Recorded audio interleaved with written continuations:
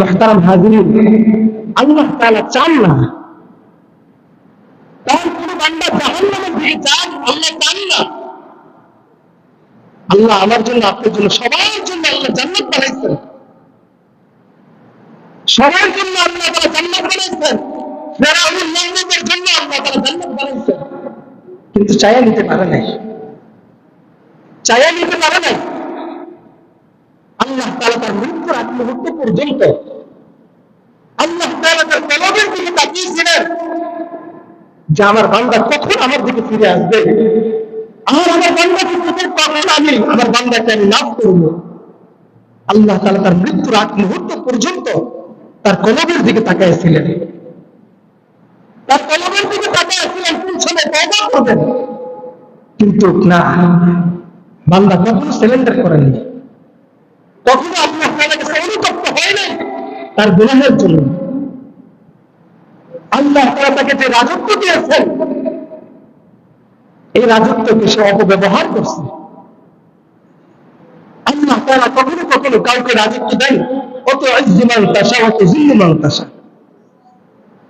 আল্লাহ তাআলা কখনো কখনো তাকে সম্মানের অনেক উঁচুতে নিয়ে যান, আবার আল্লাহ তাআলা কখনো কখনো তাকে বেয়াজ্জতি করেন। ঠিক কিনা? বেয়াজ্জতি করেন নাই? আমেরিকার প্রেসিডেন্ট করেন নাই? বুশের জুতা মাত্রা সাংবাদিক, এত বড় একজন প্রেসিডেন্ট ছিল, কিন্তু আল্লাহ তাআলা নাফরমানি করার কারণে আল্লাহ তাআলা বুঝাইছে যে সম্মান এটা চিরস্থায়ী না। যদি তুমি এটাকে ধরে রাখতে পারো তাহলে তোমার জীবনটা সম্মানের সাথে কাটবে, আর যদি এটাকে ধরে না রাখতে পারো আমি আল্লাহ তাআলা তোমাকে আবার বেয়াজ্জতি করব। এই জন্য সম্মান আল্লাহ তাআলা কখনো কখনো কাউকে ক্ষমতা দেন, এটাকে আল্লাহ তাআলাকে চেনার জন্য, আল্লাহ তাআলাকে বোঝার জন্য। জানি কোথায় ছিলেন, আল্লাহ আমাকে কোথায় নিয়ে আসবে। কখনো কখনো আল্লাহ তাআলা কখনো কখনো কোনো কোনো বিক্ষুব্ধকে আল্লাহ তাআলা অনেক ধনী বানাই দেন। ঠিক কিনা? আবার অনেক কোটিপতিকে আল্লাহ তাআলা জিরো বানাই দেন। ঠিক কিনা?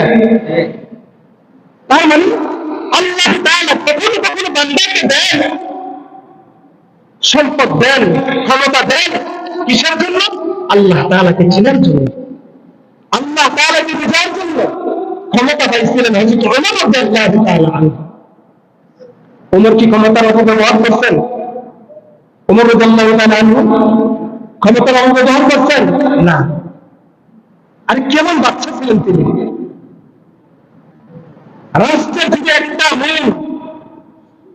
মোম রাষ্ট্রের একটা মোম নিজের স্বার্থে কখনো কাজে লাগাইনি।